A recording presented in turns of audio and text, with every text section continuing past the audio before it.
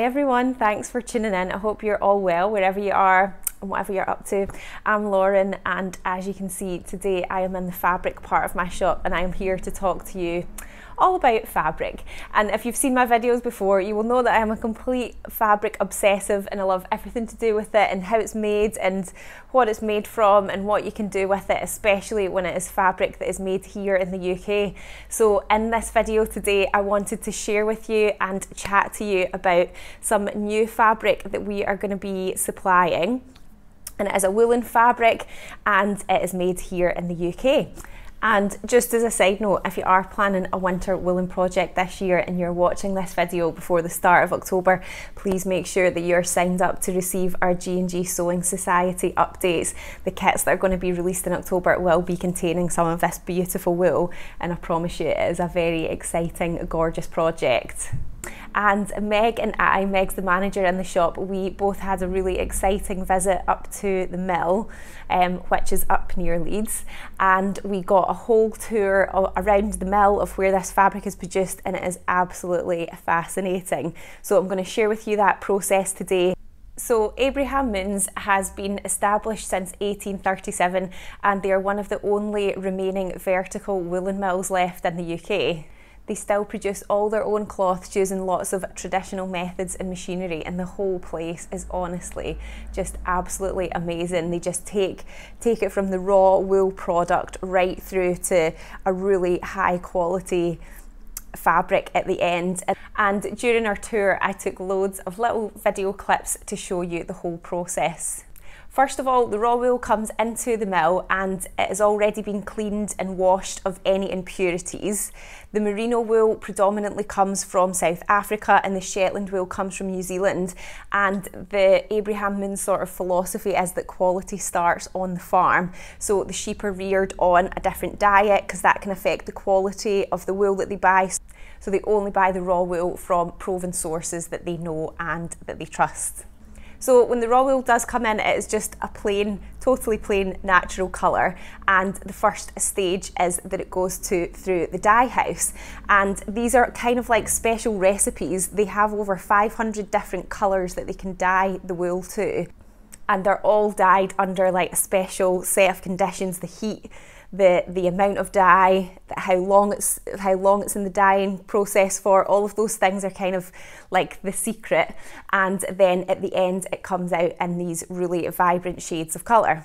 So next is the blending. So all of these solid colours of wool then get all blended together to make a new colour, and there can be between 2 and 7 different shades that are all sort of mixed and muddled together. And amazingly, this process used to be done by hand, which I'm sure lots of things used to be done more manually, but they have more machinery for it now. They literally used to just have people turning this wool over and over in these sort of big vats, I think. But now it's this machine that does it, so it churns it round and round and round and round. It goes through various sort of processes of getting mixed, and then it ends up sort of spitting out this kind of fluff that is a brand new colour. So then your eye just starts to pick up a totally different shade. Next is the carding process. So the wool is then lubricated with a little bit of water and oil, and it's put through a series of rollers and drums and really fine-toothed combs, and that sort of teases the fibres of the wool out so that they all lie in a kind of uniform direction. So all of that kind of fluff that's been mixed into its colour just gets put through this kind of long process of like teasing the fibres out so that it can then start to be spun into yarns.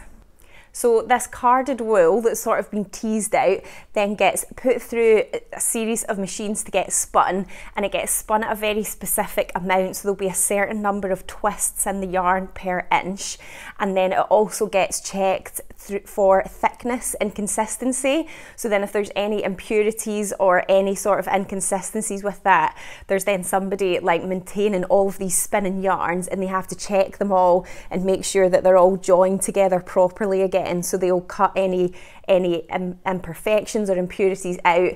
So by the end, it ends up on these big cones that can hold up to 1600 meters of yarn, and then that is the yarn that is ready to then be actually woven into the fabric. So before the weaving process can actually start, the yarns then go through warping. So this is when all of the vertical yarns of the fabric are all aligned on machinery. So these are the threads that will eventually end up being parallel to what will be the selvage of the fabric. So it has to go through, it's quite a technical process and quite complicated, because all of these yarns have got to be at a very specific tension and a very specific order, and they all get put through and then rolled onto these massive big drums that are called swifts or a mill, and then they are ready to then be put into the weaving machine. So all of these threads have to have this perfect tension, perfect alignment, and there can be up to 2,000 threads aligned in an exact order. So it's a very sort of precise technical part of the process. Then on to the actual weaving, and honestly, seeing these weaving looms work is just completely mesmerising. It's just so vast. It was like hard to get your head around the scale of this place. They've got so many weaving machines and they're all working really fast, and it's quite noisy. We had to wear earplugs so that it would protect our ears. So the looms that they have are called rapier looms, and what happens is there's actually almost like little kind of mechanical sort of hands that come across, and they pass the thread from one to the other and then take it back, and then the whole machine sort of changes, and then that thread gets brought back again by this little kind of mechanical sort of gripping thing, and then the other one comes to pick it up and takes it across. So, but it was going so fast, you know, you couldn't really see that, but one of the lovely men who were sort of supervising these looms and making sure they were all running smoothly, he really slowed one down for us so that we could see it, and you just couldn't believe what was happening. Like, this thread would get brought across, picked up by the other one and pulled across, and it's just happening so fast. So when the weaving machines are sort of working on full force, you can actually make up to 30,000 meters of fabric per week. And it's not just a fabric for clothing that they make, they do soft furnishing fabric as well, and they do scarves and blankets. So there's lots of different things getting made on all of these looms. So once the fabric's actually been woven, then it starts the kind of long process of getting finished, and everything gets totally quality checked. So they have a kind of special area of the mill where they test fabrics. So they'll do like the rub tests and just generally like check the quality of it. So it's almost like a bit of a lab in a way. And then it goes through various other checking processes. So they have staff who are actually going through every inch of the cloth. It's on big machines getting wound round, and somebody is literally standing there with a pair of tweezers checking the fabric, and they are picking out any flaws or any impurities that they can see at all. So every stage of this process, this fabric is just getting scrutinised so much. They also have the big light boxes that shine through it as well, so that can pick up any sort of inconsistencies in the weave or anything. So it's like a big machine with effectively like a big light box at the back that the fabric gets passed over, and as the light shines through, then they can sort of see and check that the fabric is really good quality.